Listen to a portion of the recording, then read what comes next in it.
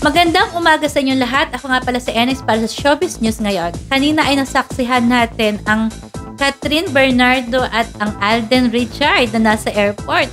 At kitang-kitang napakagwapo at napakaganda nila sa kanilang outfit na parang couple short na all black from head to toe.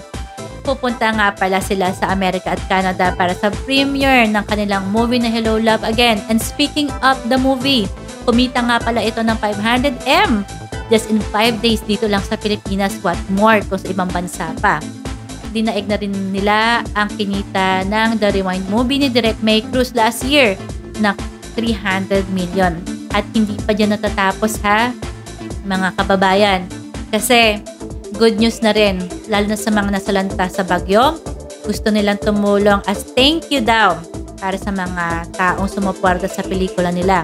Hindi lang maganda, hindi lang gwapo, pero parehas pa silang napakabait at very talented ang dalawa. Kaya bagay na bagay.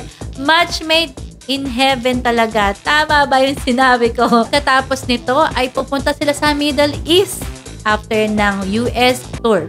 Kaya stay tuned mga kababayan sa ibang bansa. Baka malay nyo, nakaschedule din sa inyo ang Kat Den. So yun lang. And stay tuned for more update news lalo na sa Kat Den.